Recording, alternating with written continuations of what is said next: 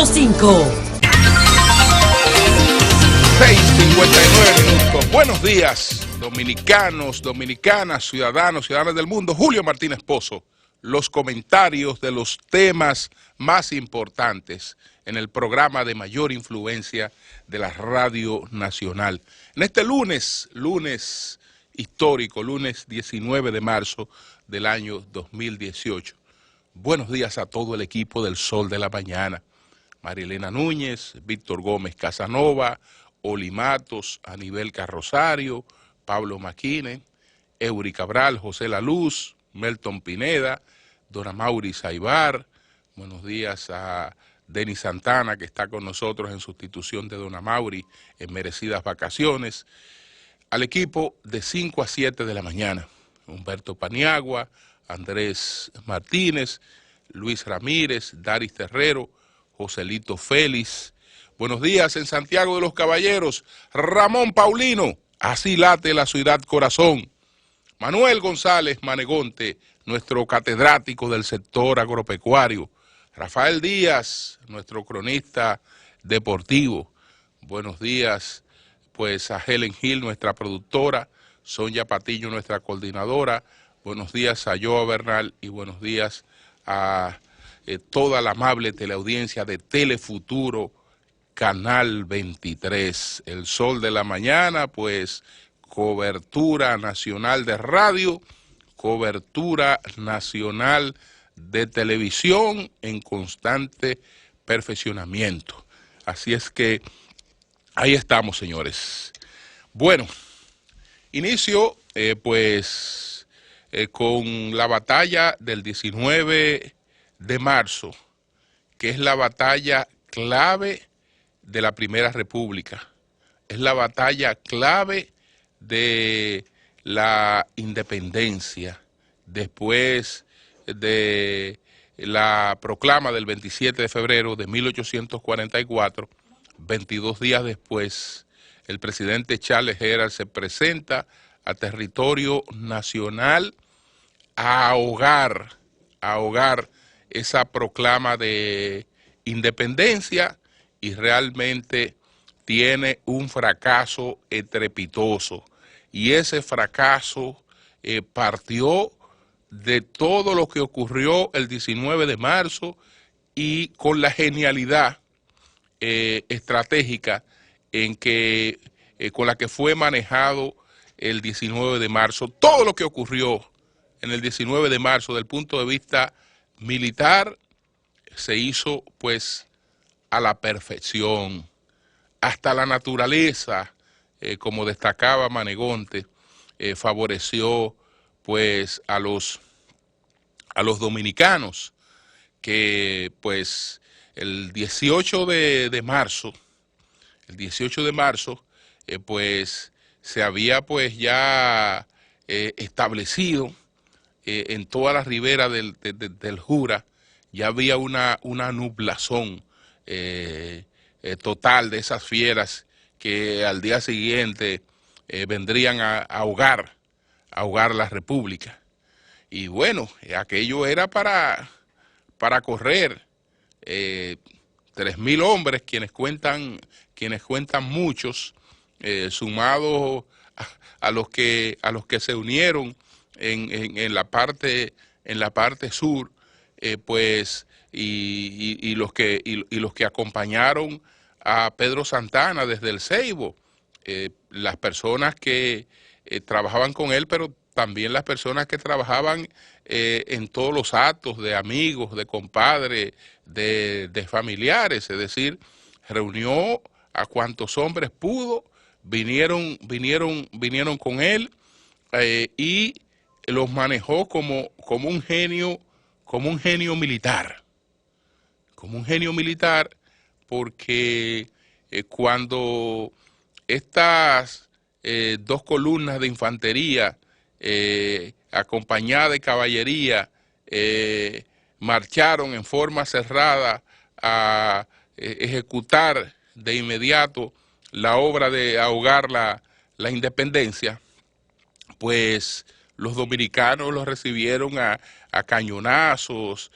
Fue muy sorpresivo para ellos el ataque de los dominicanos, hubo una situación de desorientación y en las 2 horas que duró ese combate, pues los haitianos grandes pérdidas y de la parte dominicana prácticamente pérdidas insignificantes. No obstante, Pedro Santa Anna sabía que aquello era sencillamente una batalla, que cuando esas fieras se reorganizaran al día siguiente, no había para nadie. En una Asua que era una villa de Tejamaní, es decir, un tizón encendido, un solo tizón que se lanzara sobre una casucha en Asua, encendía a Asua completa y se quedaban pues totalmente desguarnecidas tanto las tropas como la propia población. Ese terreno era totalmente inhábil para presentar combate de manera exitosa. Entonces, tan pronto los dominicanos ganaron el primer enfrentamiento, el general Santa Anna organizó un repliegue, pero no fue un repliegue pues irresponsable o producto de la desorientación, porque las cosas fueron calculadas rápidamente y las 3 formas que tenían los haitianos de avanzar para poder tomar la isla y llegar hasta la capital, le fueron impedidas. Tanto las estribaciones del Número como la zona del Memiso fueron infectadas totalmente por las guerrillas al mando de Antonio Duvergé. Por ahí no pasó un solo haitiano, no pudo avanzar una sola tropa, una sola unidad, ni por el Memiso ni por el Número fue posible que dieran un solo paso de avance, porque cada vez que lo intentaron, ahí se encontraron con esa zona totalmente minada por la guerrilla que se había preparado justamente para eso, para que no pudieran pasar. Y entonces las inconveniencias que pone la bahía de Ocoa y la playa de Caracoles, por ahí era imposible por mar, pero si lo hacían por mar también habían unas goletas que los cañoneaban de inmediato. Es decir, lo único que pudieron hacer los haitianos fue permanecer en Asua, y esa permanencia fue fatal para el presidente Charles Gera, porque una parte de las tropas que vinieron con él, por la desesperación, la falta de recursos, etcétera, empezaron rápidamente a desertar. Y esto se agravaría cuando se presentan los otros acontecimientos que ya podemos comentar en ocasión de la batalla de Santiago, de la batalla del 30 de marzo. Esta pues fue una jornada clave de la República y una jornada digna de figurar entre las grandes hazañas militares. Lo que ocurrió ahí no tiene nada que envidiar a lo que han hecho en otras grandes batallas los mayores genios militares, y eso fue clave para la preservación de la República Dominicana, esa batalla del 19 de marzo. Señores, también estamos conmemorando el 43 aniversario, eso fue un hecho que ocurrió el 17 de marzo, del asesinato de Orlando Martínez. Un asesinato que conmocionó a la sociedad dominicana, llenó de luto, de indignación, al gremio periodístico. Fue un atentado atroz contra la libertad de expresión, que nunca será borrado de la conciencia de los dominicanos.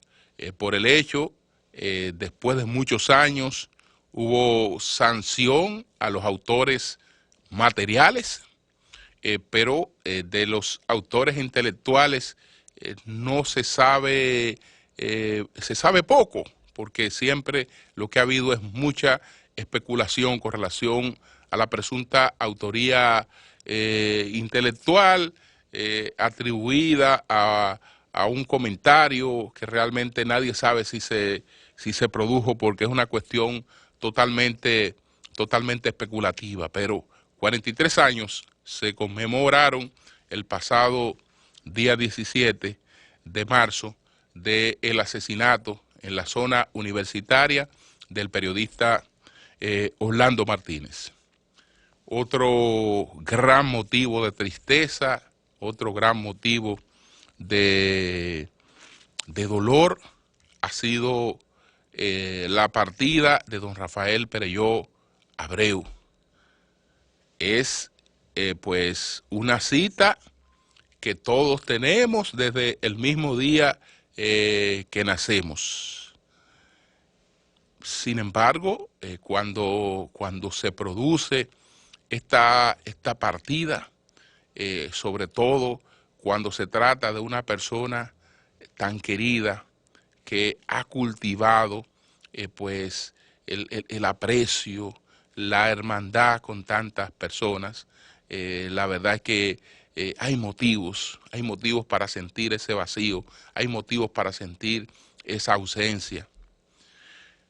El hombre que se despide, que será pues sepultado en el día de hoy, imagino que al lado de su padre en el cementerio de la Máximo Gómez, pues no solo es uno de los empresarios agroindustriales más importantes de la República Dominicana, de los grandes empresarios de este país, de los empresarios tradicionales de este país que incursionó de manera exitosa en distintas actividades.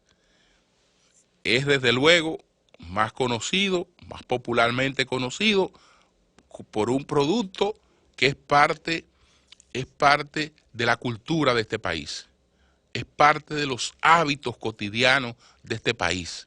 El Café Santo Domingo es marca país. El Café Santo Domingo es pura tradición pues dominicana, pero al mismo tiempo de Industrias Banilejas también incursionó en otras industrias y lo hizo con éxito. Cartones del Caribe, también una industria de fábrica de fósforo, y en la parte deportiva, pues su afición, el gallerismo, pues como en todo lo que incursionaba, lo hacía pues con calidad, con esmero. Pues él era el principal criador de gallos de la República Dominicana, y sus gallos pues con un prestigio nacional e internacional. Pero sobre todas esas cosas de hombre emprendedor, de hombre entusiasta, sobre todas esas cosas, sus condiciones humanas. Don Rafael, de los empresarios tradicionales de este país, era el más cercano a las personas que ejercemos este oficio tanto en la radio como en la televisión, de producir programas de radio y televisión. No era un patrocinador cuya presencia simbólica en la mayor parte de los programas es una cuestión pues de gran aprecio. No solo eso, no, era sobre todo un gran amigo, una persona que usted podía decir a boca llena que era su amigo, porque así lo demostraba, con quienes lo trataron. No eran sus conocidos, no eran personas con las que él tenía algún vínculo empresarial o algún vínculo de negocios, sino sus amigos. Y como otros comunicadores, pues tuve la oportunidad de tratarle muy de cerca, de recibir su distinción y la distinción de su familia, de acompañarle en grandes momentos, pues importantes de la vida, en momentos de crecimiento, en momentos de grandes logros, y también la oportunidad de acompañarlo en momentos muy difíciles, en momentos muy tristes. Creo que el más fatal de todo fue aquel momento en el que se produjo la muerte de su hijo Manuel. Justamente el mismo día, o el día antes de la celebración de su cumpleaños, pues Manuel estaba compartiendo con unos amigos en una discoteca.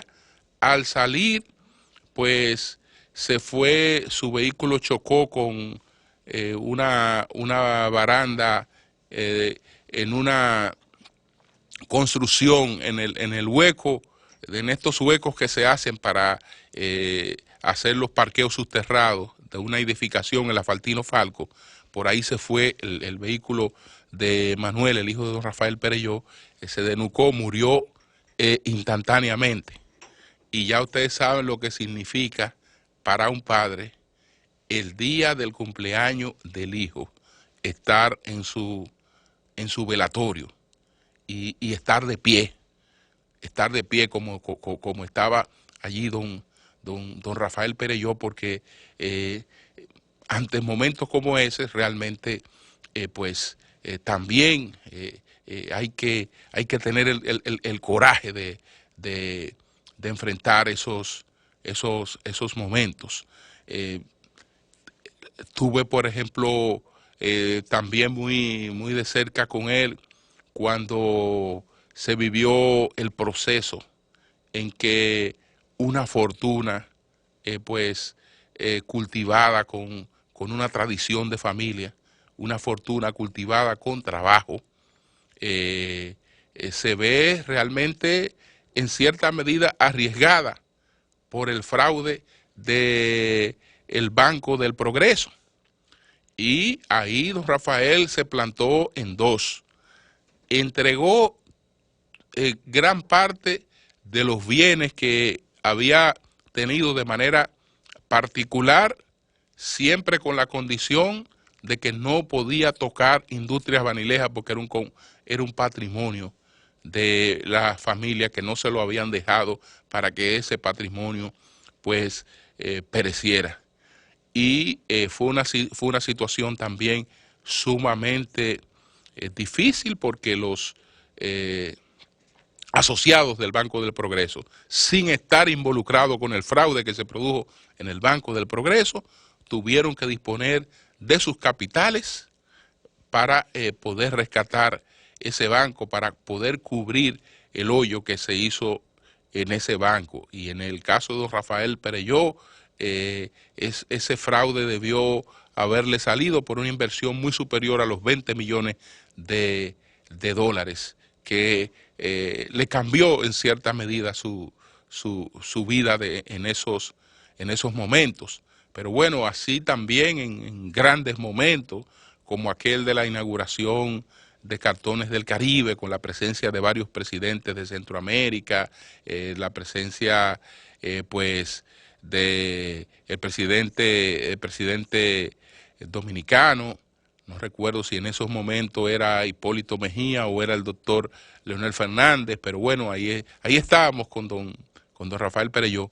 Como estuvimos en muchos momentos buenos, en muchos momentos tristes, al igual que él, de manera recíproca, con nosotros, con nuestra familia, con todos sus amigos, porque era un hombre realmente muy abierto a sus amigos. En los últimos años tenía tiempo que realmente no le veía, tenía, digamos, la ocasión por razones de agenda de compartir como lo hacíamos en otros tiempos, pero siempre ese cariño y ese aprecio se ha mantenido y se mantendrá pues inalterable. Así es que nuestro abrazo, nuestra solidaridad con toda su familia y con todos sus amigos, que entre ellos hay quienes lo aprecian tanto como si fueran hermanos de sangre. El caso, por ejemplo, de Iván Rubiú de Moya, que era prácticamente su hermano, y otras personas muy cercanas a él.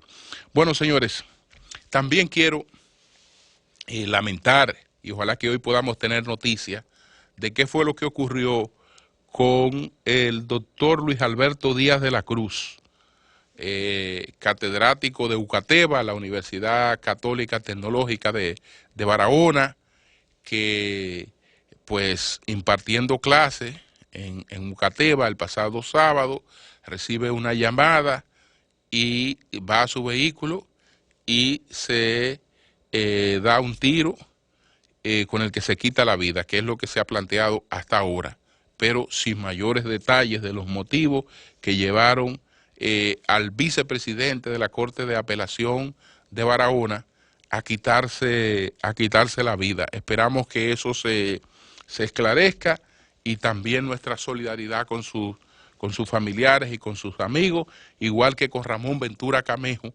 por la muerte de su padre, don Ramón M.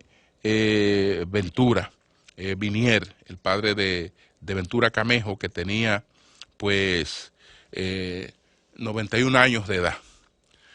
Lamentar, para poder pasar a otro tema, de nuevo la situación de emergencia que se ha presentado en Puerto Plata, con fuertes aguaceros la madrugada del sábado, el domingo, y una gran cantidad de viviendas totalmente anegadas, que es la situación de Puerto Plata. Hubo un acontecimiento que se produjo se publicó el pasado viernes, pero la decisión fue el sábado, que queremos comentarlo porque es un hecho muy importante. El juez José Alejandro Vargas dictó 3 meses de prisión en la cárcel de Najayo como medida de coerción contra Jesús Alberto Tavares y Wisler Ramón Aracena la Antigua, vinculados a la Casa Club Neptuno y al grupo Ventura la Antigua. Estos señores pues han sido llevados ante la justicia por la Dirección General de Impuestos Internos. Y tanto la Dirección General de Impuestos Internos como el Ministerio Público pues lo hicieron después de meses de una investigación. Pero manejadas las cosas como tienen que manejarse, porque no se trató de una dirección de impuestos internos que salió a plantear que iba a hacer, que iba a virar y que iba a tornar. Las instituciones lo que tienen es que actuar. Las instituciones lo que tienen es que actuar. Y en este caso, pues se está estableciendo un precedente importante, porque ahora, si contamos algo que pasó en febrero, es la segunda vez que hay medida de coerción por evasión fiscal. Estos señores que pertenecen a estas empresas, Casa Club Nocturno y Grupo Ventura la Antigua, pues ellos tenían operaciones que eran poco fehacientes, y la Dirección de Impuestos Internos se dedicó a investigar y a documentar esas operaciones. Y entonces, cuando el producto de la investigación se encuentran con que tienen millones de pesos, sumas millonarias que le han comprado a empresas que no existen, o sumas millonarias que una es comprada a empresas que no existen, que no tienen operación, otra es compras millonarias sobre productos que no están relacionados con la actividad que ellos realizan, es decir, que en el fondo también eran compras falsas para evadir el pago de los impuestos que le correspondía pagar. Entonces, si esto no se sanciona, pues lo que se está estimulando es a todo el mundo hacer lo propio, porque esto se constituye en una competencia totalmente desleal. Por eso voy a leer esta nota. La Oficina de Atención Permanente del Distrito Nacional, presidida por el magistrado José Alejandro Vargas, impuso 3 meses de prisión preventiva en la cárcel de Najayo como medida de coerción contra 2 empresarios que en asociación con asesores fiscales montaron un millonario esquema fraudulento contra la Dirección General de Impuestos Internos.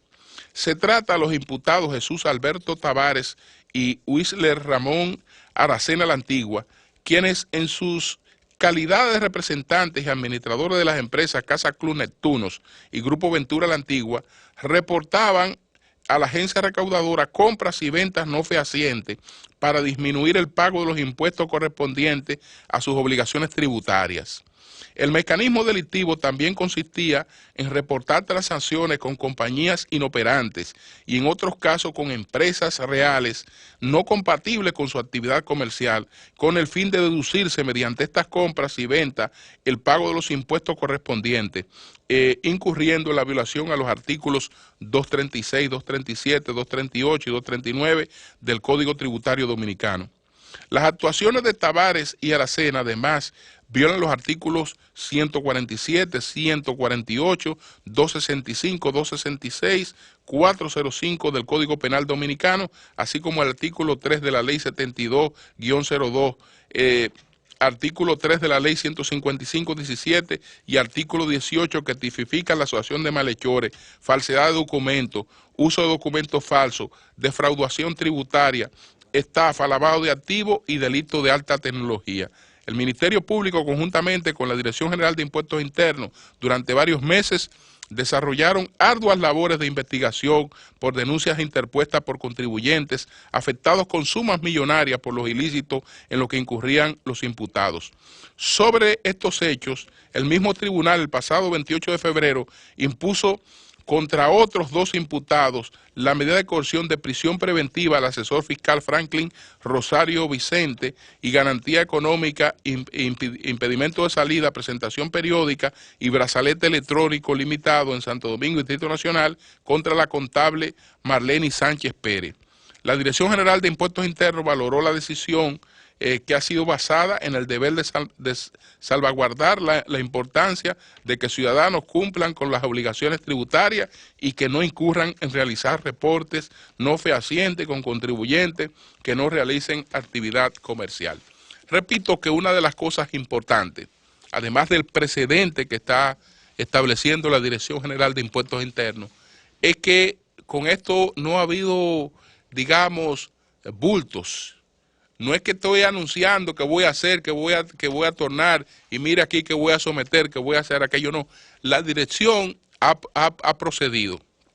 Nos damos cuenta ahora, porque ya esto tiene un carácter público, porque ya hay una decisión de un juez que examinadas las evidencias, un juez que para dictar prisión, como Alejandro Vargas, para dictar una medida de coerción consistente en prisión, pues tiene que estar convencido de que hay realmente méritos para poder hacer eso y de que contra quienes lo está haciendo representan realmente un peligro de fuga. Ojalá que este precedente sirva para que sepamos que estos fraudes, esta manera de querer engañar al fisco, tiene sus consecuencias. Finalmente, pues ayer se desarrolló la convención del Partido Revolucionario Moderno. Inmediatamente se han dado a conocer resultados en lo que los principales candidatos, tanto Paliza a la presidencia de ese partido, como Carolina Mejía, pues han ganado esa convención. una convención sumamente desorganizada, porque a ninguna parte llegó a tiempo el material para la votación.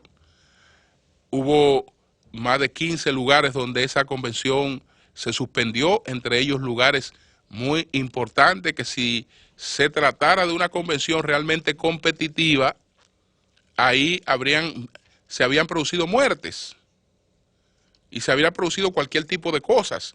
Lo que ocurre es que no era una actividad con ese nivel de competencia, porque incluso uno de los candidatos más importantes en la víspera de la convención se retira, nada más y nada menos porque no tenía a mano el padrón.